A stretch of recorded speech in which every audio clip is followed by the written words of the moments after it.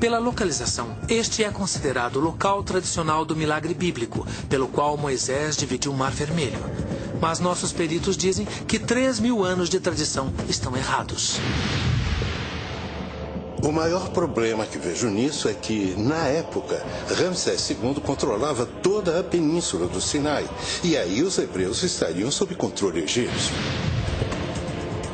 Deus disse para Moisés liderar seu povo para a liberdade, além das fronteiras do Egito.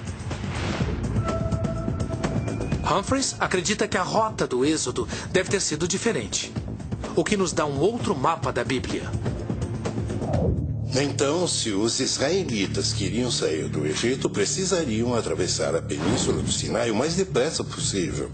Então, acho que passaram por aqui e foram diretamente para o Golfo de Acaba.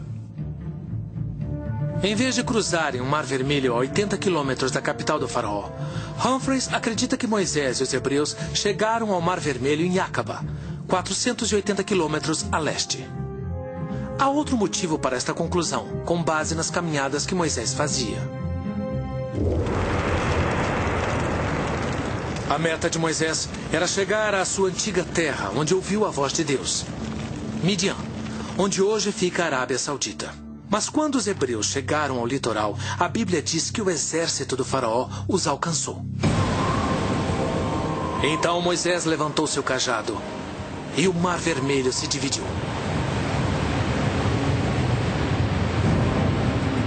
Mas existe alguma verdade por trás desse incrível efeito especial bíblico?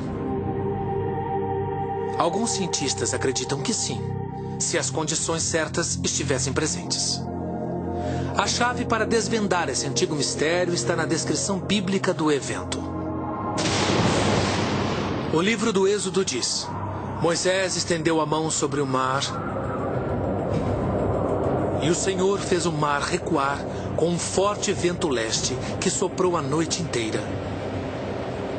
E fez o mar secar e as águas se dividirem.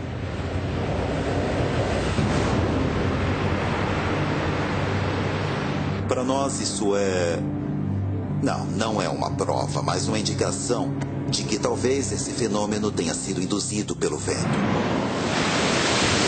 O oceanógrafo Doron Noff sugere que a divisão do Mar Vermelho não foi um milagre instantâneo, mas um raro fenômeno meteorológico. Podemos ver no monitor a animação dessa teoria.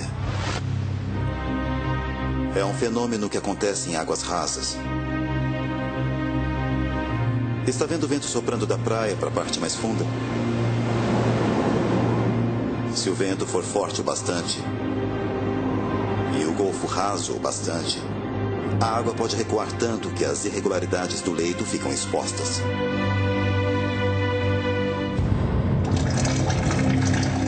É hora de testar essa teoria do vento.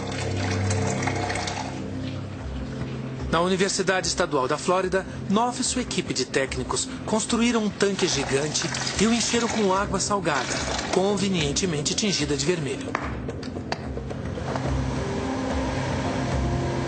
Neste experimento em escala reduzida, o vento é gerado por um aspirador de pó industrial. A suposta irregularidade do leito é representada pelo acrílico curvado. Então o vento sopra e podemos ver que empurra a água e expõe essa elevação. Podemos ver que há uma parte do leito quase sem água. Na história, os hebreus cruzaram o Mar Vermelho quando o leito ficou exposto, assim. Ok, já pode desligar o vento? Olha só, assim que o vento para, a água volta a ocupar tudo. O teste em laboratório é um sucesso. E prova que, teoricamente, pode ter sido o vento que dividiu as águas. Mas essa teoria depende da existência de uma elevação no leito do Mar Vermelho. Nossos especialistas acreditam ter encontrado isso exatamente onde a Bíblia aponta. Existe um mistério final na narrativa bíblica do Êxodo. Depois de atravessar o Mar Vermelho, Moisés levou seu povo para Sinai, a montanha de Deus, onde recebeu os 10 mandamentos.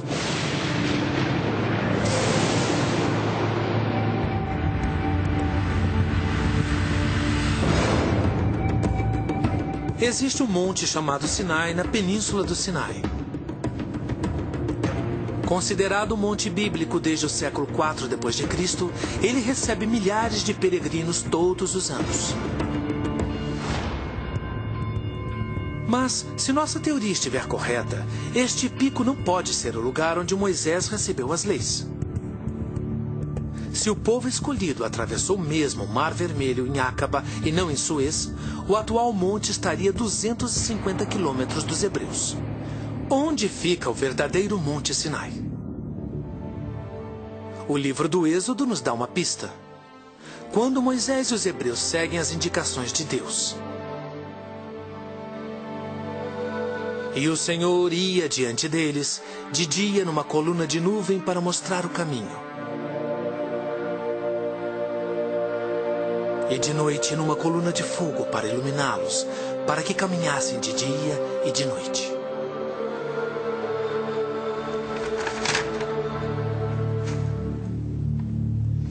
Os doutores Colin Humphreys e Peter Williams, da Universidade de Cambridge, analisaram as explicações possíveis e acreditam que essa estranha descrição seja uma representação simples e precisa de um evento natural. Um vulcão. De dia, poderiam ver grossas nuvens de fumaça saindo de um vulcão. E à noite veriam as chamas. Então o vulcão faz sentido. Não existem vulcões ativos na península do Sinai. Mas há vários na Arábia Saudita, perto do suposto local da travessia, em Acaba. Mas será que o vulcão de Moisés pode ser localizado? A própria Bíblia parece dar a direção específica.